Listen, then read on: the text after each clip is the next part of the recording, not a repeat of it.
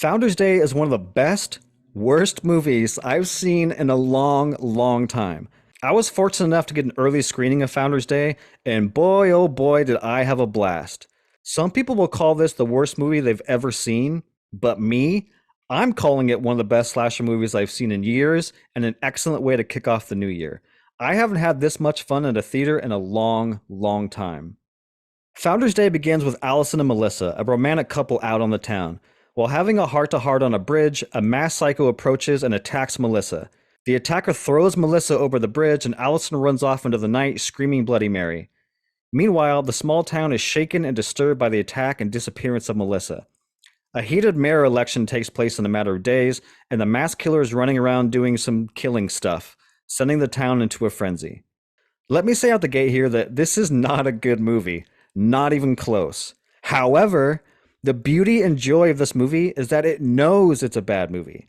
In fact, it's trying so hard to be a bad movie. I don't believe for a second that anyone involved in this movie thought they were making a serious, honest-to-God slasher film. They knew what they were making. And what they are making is a classic throwback to 80s B-movie slasher flicks. Movies like House on Sorority Row, Sleepaway Camp, or even Killer Clowns from Outer Space. This movie is in on the joke, and everyone here is in on the joke. My theater was laughing so much during the course of its runtime, but the thing is, we were laughing with it, not at it. At least I was. I can't speak for anyone else in the theater. As I left the theater, I ran into a random guy, and he said this felt like if Hallmark tried to make a horror film. And I think that's pretty spot on. Now, just the simple fact from me saying that probably turns some of you off from seeing this, but if a Hallmark-esque horror film sounds fun to you, then I would rush to go see this because it is a delight. The acting is over the top, the dialogue is so bad it's hilarious, and the visuals are bland and flat. I loved it. It's refreshing to watch a horror movie that knows its audience and knows what it's trying to be. My fear is that most audience members won't be in on the joke and will end up hating this movie. But I knew exactly what this movie's tone was going for, and I had a blast the whole way through. If you grew up on cheesy 80s horror movies, or even if you love cheesy 80s horror films now, then this is the film you've been waiting for. And you must know that going in. If you don't like cheesy horror movies, and you're looking for a horror movie that takes itself seriously, then I would stay far away from Founders Day, as this film won't be for you. The acting and dialogue is what makes this film work. It is so dramatic and over the top, you can feel the actors having fun with their roles. Specifically, the two mayors up for election. These two actors must have had a blast making this movie, because they are laughably bad. But again, I think that's the point, or at least I hope it is. Watching both of these actors overact to the point of hilarity just put a huge smile on my face.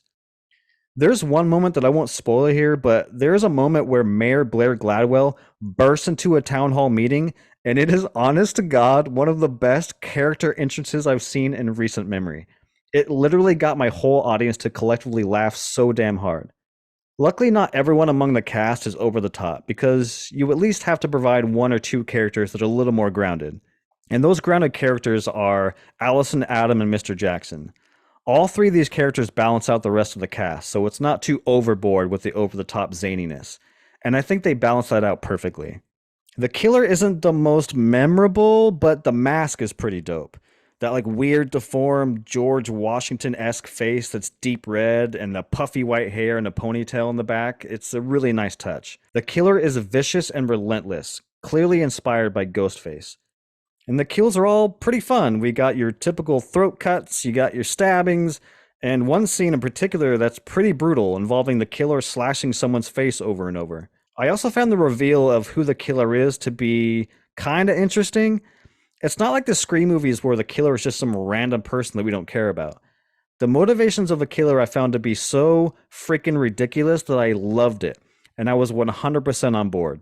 All in all, I think the killer was really no different than any other killer from slasher films, but the mask is memorable and the kills are good enough to satisfy the gore crowd. On top of all the things I've discussed, the movie is also about something. Despite being inspired by cheesy 80s slasher films, the movie also has something to say. It pokes fun and satirizes modern politics.